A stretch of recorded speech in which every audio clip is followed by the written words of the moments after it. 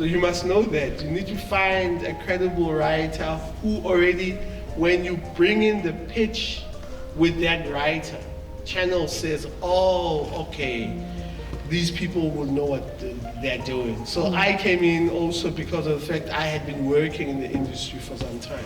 At the time, I was Eduzalo, and before then, I'd done something for MultiChoice, which was called The Station, and it's also Channel the Champions there. Because I may not know someone. I mean, there's a gentleman who, Utabile Dao. Utabile had worked with him on The Station, and it was his first breakout role. And I said to myself, I'm going to work with this boy. Then I think we went into Generations and he came back. His name is Tabile Dao. He's Sotho. He's from Easter River in the Cape. Mama Xhosa. He speaks Xhosa. So when you present him and say, here's Ted, they'll say, okay, but Ted is Xhosa. Then it goes. Do you see what I'm saying? But if now you're gonna say, no, but he's this and this and this. So, and some people, you have to fight for people. I wanted to also add that everyone has to go through an audition process as well. So if you're really passionate about your actor, you'll put them on a tape, and we usually see 3 options per character. But before that, the production would have done auditions where there's 50 tapes. Then they'll shortlist the ones, and then they'll shortlist even further for us to see. And you'll find that the person you want, Hlambi, does not hit all the marks because it's all performance dependent. So we might want Utabile because Utabile fits the role perfectly.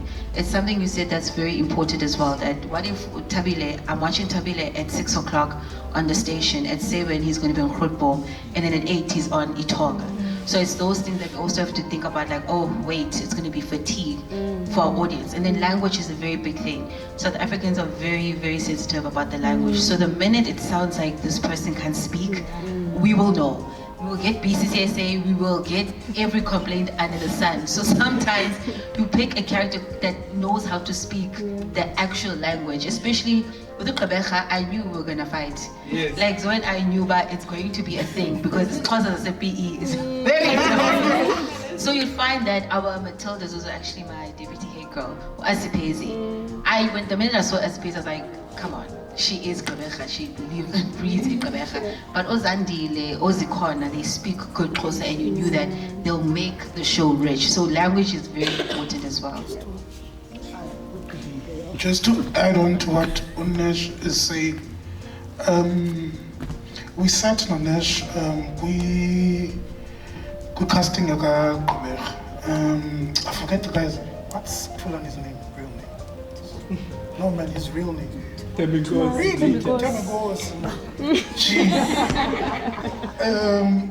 sat and Temigosi wasn't auditioning for the role of Utulan. He was auditioning for the role of Undang, right? And so production had already said, this is who they are earmarking for Utulan. This is who we want. We saw the tape. It wasn't a bad tape. We saw the tape. But I remember sitting in that room and I saw the tape. Because also we gave a brief for what we wanted for that audition scene. And in my head, I was thinking about the sort of character we had sort of envisioned for Tulani, the sort of stoic, the brooding sort of character. And here comes Tengos and he's auditioning for Undando, which is loud, boisterous, all of these things. But he played it in such a subtle way that I was like, no, this is Utulan. So then we had that back and forth with the production house, and we're like, no, but trust me, pair him up with Ulanuga, because I think the next thing we looked at was an artist, the chemistry test with one hat, and it just clicked. So it is once you pass that pitching, and it becomes a very collaborative process. No one's fighting you. Everyone is pulling towards the same thing, is making sure the show works, and it's the best version of it. So it goes back to the conversation of being precious. Sometimes you block your own blessings by trying to you know, hold on to preconceived things, because you never know until it's done and you've given it space to grow. So yeah. I mean, some actors will also surprise you when they audition. They come in auditioning for one thing, or you never thought about them, and you're like, actually, what an amazing performance. And then, you know, so you must be able to pivot. Even us as commissioning editors, you will have a character in mind, you send it to producers, producers like, nah, we tried, we auditioned, chemistry test, it's not gonna work out. But here's another option, and you see the option, you're like, oh my God. I know for instance, Utabile is also on Youngings. Yes. And we had originally had a Sifako. We had him, locked him down. I was like, this guy is gonna be amazing. His audition is gonna be amazing. Tabile didn't even audition for Youngings. But I've known Tabile since Varsity, and then obviously I saw him on the station, Grootboom and whatnot. And I was like, I wonder who they can replace with. And in the back of my mind, I'm like, I feel like Tabile could do this. Also, a lot of actors had a problem with having to play a gay character as well. And in Youngings, we take them all the way, right? So next thing they're like, hey, we actually found someone last minute and we were gonna shoot the very next week. Like, we found someone, we think Tabile is gonna be great.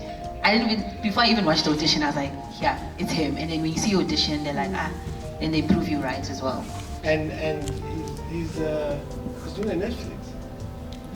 He's #1. Wow.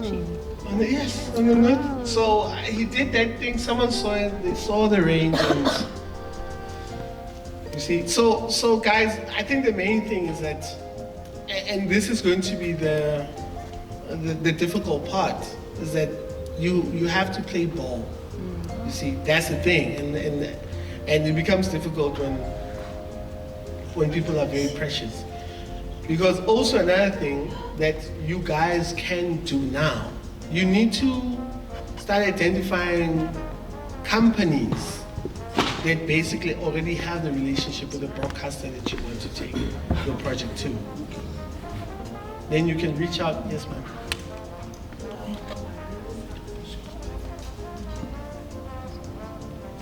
Is it on now? Hello, so my name is Roxanne van Rooyen, and I'm coming back to the actor's question and the auditions. Sometimes when you get like the briefing, you see that you need to speak closer, which I cannot, I'm struggling a bit.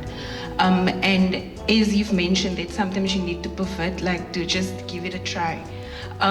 For me, for example, because I know I can get away with being a closer character, but when I open my mouth, so what I actually wanted to ask was, would that be a bit far-fetched for me to still audition, or because language is most of the time where I fall out? I think I can answer that. I think you've seen some shows where a character speaks one language, but their name is of one language, but they speak this language. So it's basically on the strength of the performer. So don't discriminate yourself that you can't speak Xhosa. You can go in, if you're strong, then we actually say, this is the Thank you so much. Yeah.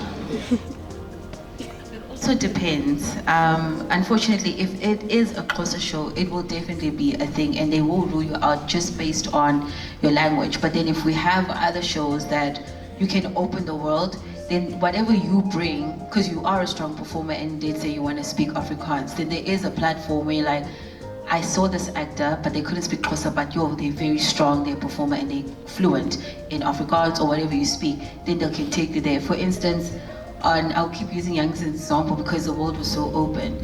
We had one character who auditioned in Venda, and I was confused, okay? Because I'm like, did she say it right? Did she? Because she looks great, she's performing, but I have no idea what she said, so I didn't even know it was the right vendor.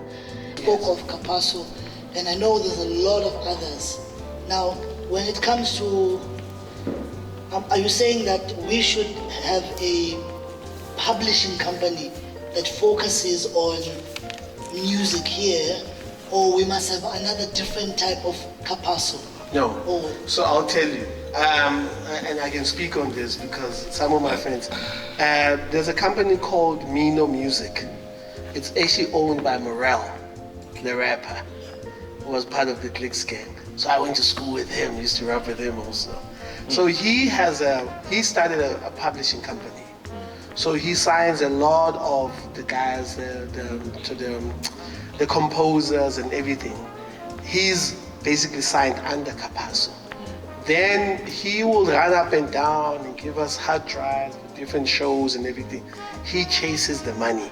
My awesome panelists, the theatre complex, everyone here today, and yeah, guys, we'll leave contact details and stuff so we can continue the conversation. I also wanted us to really do the second session, so what I'll try and do is maybe organize another sort of a much more, it doesn't need to fall under Iphulo, we can just get a room, sit down and go through it. I just want to put it out there, don't let people box you because they will. First of all, you're going to get the stigma of, oh, you came from AFDA, or oh, you came, I had that the whole time. So yeah, and people are going to try to box you, they're going to make you want to be fitted here. Just because you're a writer, you can't do. However, what I'm doing today, I also discovered as I was going, because again, I thought I was going to be Meryl Streep. So I just want to say, open yourself up more. If you want to write, direct, act, just do all of it, and then find what that thing is, and then you